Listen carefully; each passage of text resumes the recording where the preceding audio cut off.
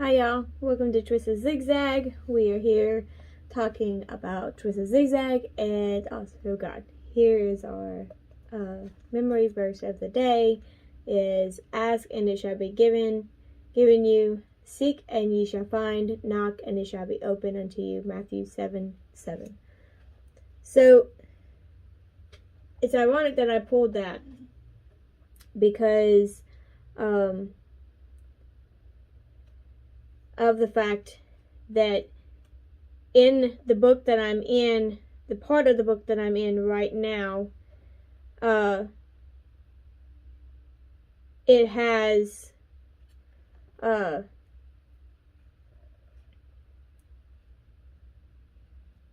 trying to do the pattern.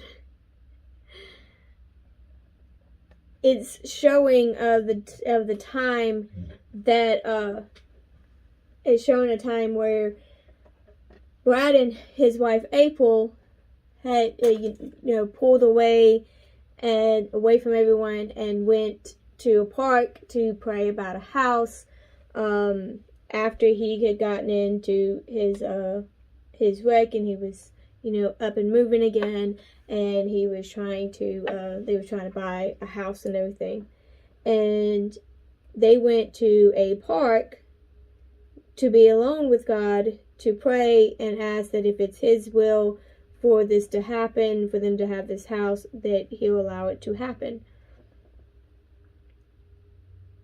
A lot of times in my life, like especially here recently, in the past few months, I've leaned more into that if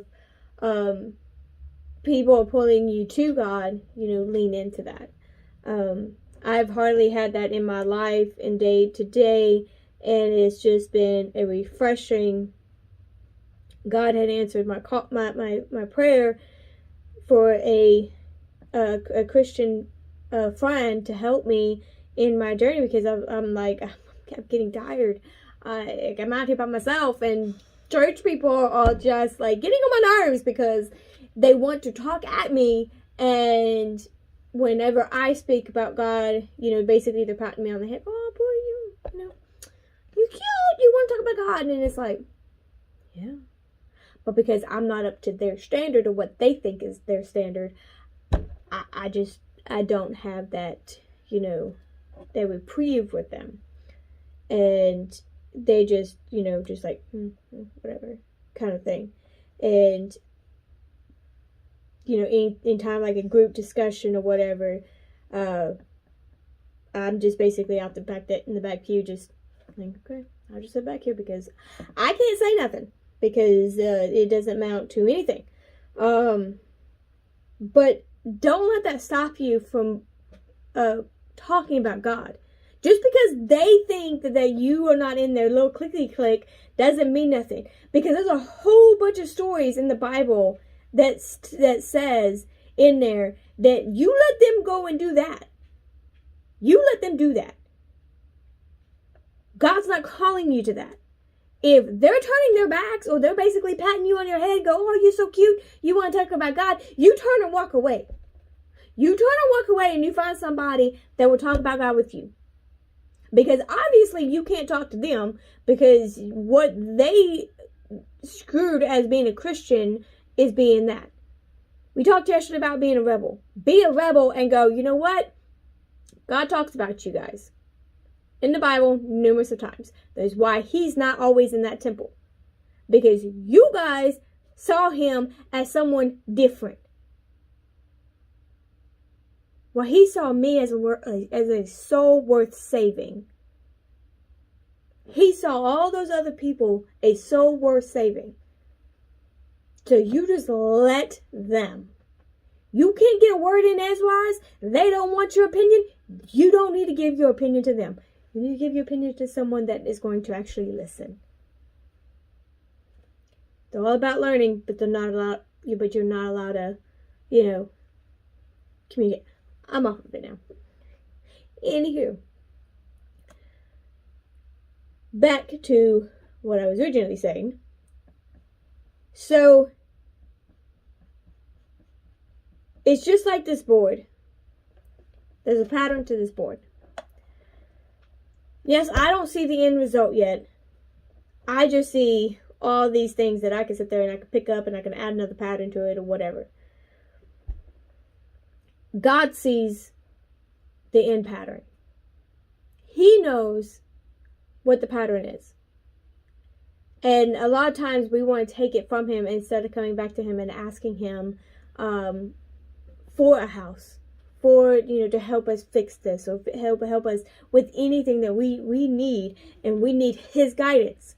We need to know that it's his will to help us through it.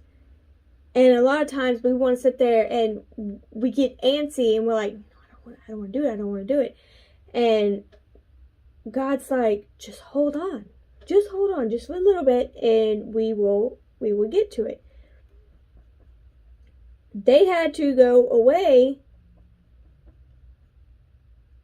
and preach or pray together. They were together as a unit, coming to God, asking God's guidance. Brad and Abel went to a park to pray about a house or their next step after. They brought a need to God for God to do. They didn't take it back from him. They didn't say, okay, but only if you can do this.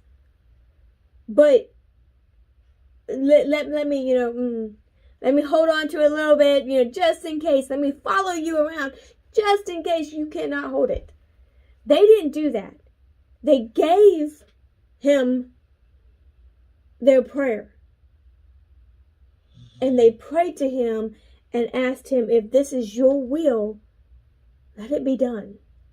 Can you, to guide them, to help them? They understood that they needed a need and they needed to bring it to the one person that they knew can help them through this. Because if they held on to it, I guarantee you there would be a lot of more bickering with them and they'd be fighting and one person would be wanting to do this and one person would be wanting to do this. And then what always happens? They go to somebody else. They talk to somebody else and they complain and they moan and they, instead of coming together and coming to the God that knows the pattern, that knows what his next step is, that knows everything. And that's exactly what they did. They went there.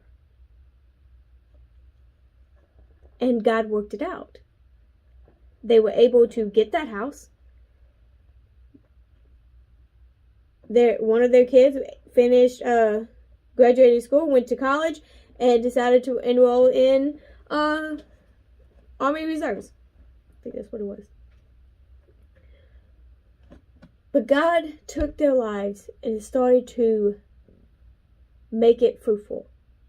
Because all the time when, from 8 years old all the way up to this point,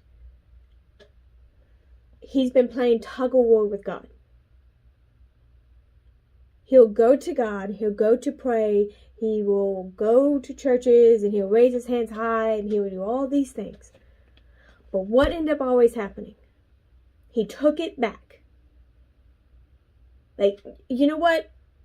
You stay over there, I'm going to go over here. And every time he went back. But that last time in that jail cell, he gave it all to God. And he goes, you can have it. I'm done. Whatever your will for my life is. And God's like, yes, I have my brush, I have my pattern, I can do it. And that's what he did. He met a girl that became his wife. They have 2 children. I think it's 2 children. And now they have a house. They're building. And they're growing. He put people in Brad's life to help him grow. And instead of turning away from that, he embraced it.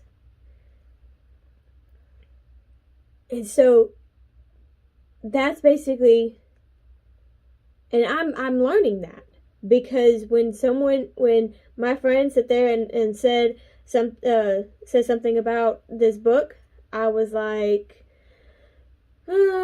I don't know, kind of thing. I didn't do that. I'm like, yeah, sure, I'll read that book. And I did, and it opened my eyes. It brought me closer to my Lord. In this book, when it says, ask, they asked a need to God. They brought a need to him. And he heard that need and he opened the door. Just like our memory verse. To me, I am all for stuff just like that. Bring the need before God. Because he's already have the pattern. He's got his brush. He's already painting. He's already doing that. But what we want to do is we want to go, this one don't fit. I'm going to take it. But God goes, why? That's mine. I put it there for a reason. Why are you taking it?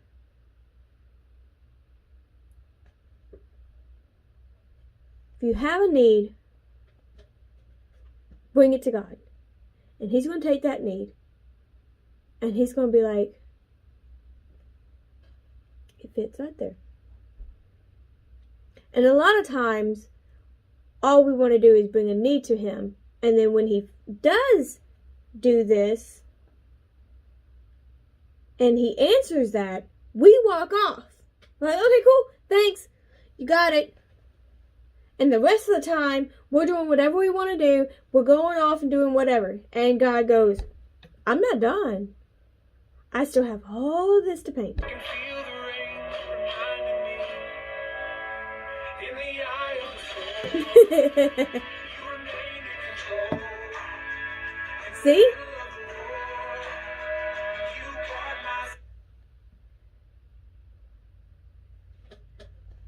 In the middle of a storm, God's got you, no matter what. When the storm is going crazy, he's over there taking a nap because he already knows. So are we giving him the control, or are we taking it back? Or are we just giving a need to him, and then when he answers that, we're just like, okay, I'm done. And then walk off and continue doing what we're doing and only come to him when we want him. I don't know about you, but I have a hard time being patient. And I am fully aware that my next part of my season, that's going to be part of my stuff. Prayer, patience, and stillness. 3 things I have no desire on doing. I have squirrels for brains, so I'm all over the place. But I'm finding my love for painting, and you have to have patience for that. You have to have stillness for that. Because a lot of times, the paint, just like right now, these don't look good. But with how many times I've painted, I've known that it doesn't look good. And I've even told these 2 teenagers that was helping me. Because they're like, oh, it looks nasty. I was like, wait. Wait till it dries. And then come back. And it will look totally different. And it did. And it looked good. So they were questioning themselves because it looked so bad. So what we need to do is stop questioning ourselves and bring it to God. Brad and April did that. And look at them now. I'm not even done with the book. See what holds for Brad and April. And as for us, let's continue. Let's give it to God and continue living for God. Let the naysayers say whatever they're going to say. Let them go do whatever they're going to do. Let the church people not want you to have your opinion. Because God says, I already have a pattern for you. Let's paint this picture and just keep going. That's all you have to do is keep going. It might look like a mess, and you might want to take that and go, goodness. But God's like, no. Bring it to me, and we'll work it out. I'll work it out. You don't work it out. God's going to work it out. And half the time when we're in the back seat and we're in the passenger seat and we're going, God, you missed a turn. God, you missed a turn. But he didn't miss a turn, did he? He knew exactly where he was going. Sometimes it might feel like we're off-roading it. But when it feels like you're off-roading it, that means you have your hand on that steering wheel and you need to let it go. I know I feel like that, especially with these Panamas right here. Especially with all my life, and I just like, you know what, I think I'll take this piece back, and I'm gonna go make it pretty. And God goes, you better put that back. Yes, sir. So what are we gonna do? I know what I'm gonna do. I'm gonna continue reading this book, and I'm gonna continue reading the other 2 books that I'm doing to straighten my prayer life. And I'm going to go from there. And I painted our verse of the day. This thing is dangerous, just so y'all know. It's our choice. Which one we want to do. Give it to God and actually follow God, or give it to God and walk off, and then when something else happens, bring it back to God. Because we know that God's going to accept you both times, every time. But as Brad demonstrates, his last time, he knew he messed up. He got tired of being homeless. He got tired of being in that jail cell. He got tired of just one-offing it. And he's like, you know what? I'm tired of limping. I'm tired of doing all this mess. And he gave it to God.